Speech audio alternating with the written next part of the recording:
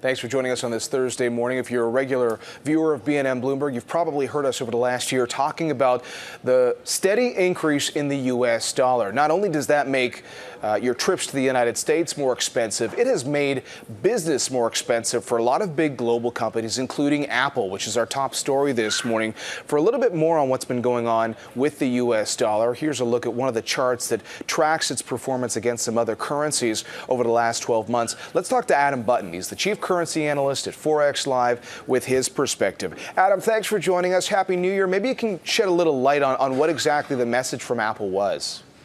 Well, yeah, they had anticipated a lot of U.S. dollar strength. It's been coming through for the last few months, and they cut their guidance, though, primarily because China's economy is struggling. You know, they danced around it a little bit, but their main message was China's economy is garbage. And it's a scary message if you extrapolate that, because it applies to almost every big company in the world.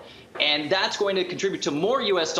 dollar strength, which then feeds back into more pain for earnings. In other words, when people are worried about a lot of issues around the world, for example, if they're worried about the strength of the Chinese economy, they might just go to something that seems safe, like buy the U.S. dollar when that U.S. dollar is stronger and Apple has to bring all that money home and do the currency translation. It hurts their bottom line?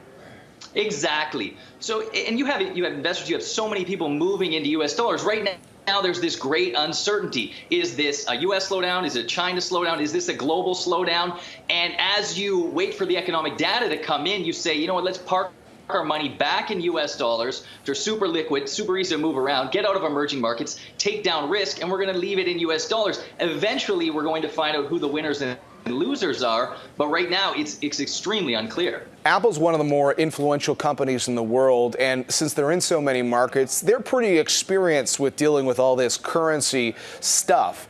Do you think if they have to make a move in their performance, in part based on currency, that other companies in 2019 are going to have similar announcements? Right. You're going to see any company reporting in U.S. dollars with lots of international sales struggling against this headwind. It's very difficult to hedge. A few companies do it. So you're going to see this headwind. It's going to hurt U.S. dollar reported earnings. On the other hand, if you have Canadian companies, for instance, who are doing a great deal of business in the United States, it's going to be a tailwind for them. And at the same time, you can't always trust what the corporates are saying. A lot of them will use currency moves as an excuse for poor execution. And on the other hand, when they get a tailwind from currencies, they're more likely to take the credit rather than saying, you know, this is a one-off thing due to currencies. So it's a very fine balance, and a lot of the truth gets lost in the spin. I'm sure there's only a certain extent that those CEOs want to go when they're talking about currency fluctuations, especially if we're talking about what happened over the last 24 hours, which I think is hard for a lot of chief executives to explain. What's being called in the currency market as a flash crash. What happened, Adam? This is an unbelievable event. This is the kind of things that only happens every few years, should never really happen. We saw massive moves in an illiquid market. You had the Australian dollar fall against the yen about 7% in 3 minutes. And we're talking about a 7% fall perhaps in Apple today. Well, the Australian economy is 20 times the size of that, and it was wiped out in seconds. So what happened is you had a very illiquid time. It's that time an hour and a half or so after the U.S. closed, and Japan is also on holiday all week. So that took a lot of liquidity that might have been there out as well. Then Apple came with this warning about China, and it all sort of came together with these worries, and you had some currencies that were extremely low levels against the yen, and it just collapsed. And it raises some questions about algos and liquidity and market functioning that need to be answered. But at the same time, for right now, it really undermines confidence in all markets and confidence in the outlook for the year ahead. So are you saying that issue that people bring up when you see these huge moves in either direction in the stock market, computer trading, that the same thing's happening in the currency markets these days?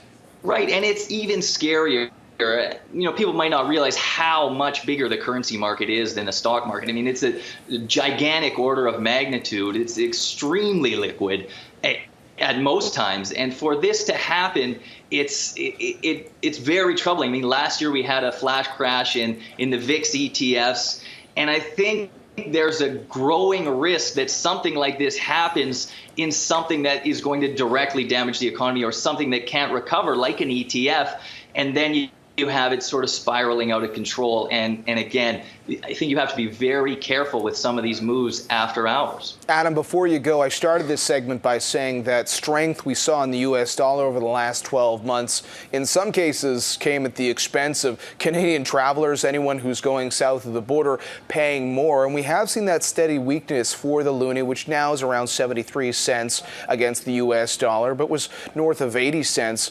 You go back to this time last year, and now these questions about whether the Bank of Canada really has the muscle to continue ahead with rate hikes in 2019. What do you think is going to happen with the Canadian dollar against the U.S. dollar in the months ahead? Right, so we're trying to find out whether this weakness is global or whether it's contained. I think the Canadian economy is doing well. There are worries about housing, but I think when it all shakes out, Canada is going to be seen as one of the winners. We have renegotiated a free trade agreement, and the Canadian dollar is a little bit stronger today. I mean, it comes down to a little bit of what's happening in the oil market, and if it can get back up into upper 50s level, then I think the Canadian dollar can have an extended run. There is a good seasonal trend coming into January, February, March in the oil market, and I think there is going to be a bit of a tailwind. We've probably seen the worst levels in the Canadian dollar for at least the next 3 or 4 months. All right, Adam, good to get your take. Happy New Year. Thanks for joining us as always. Adam Button, Chief Currency Analyst at ForexLive, joining us this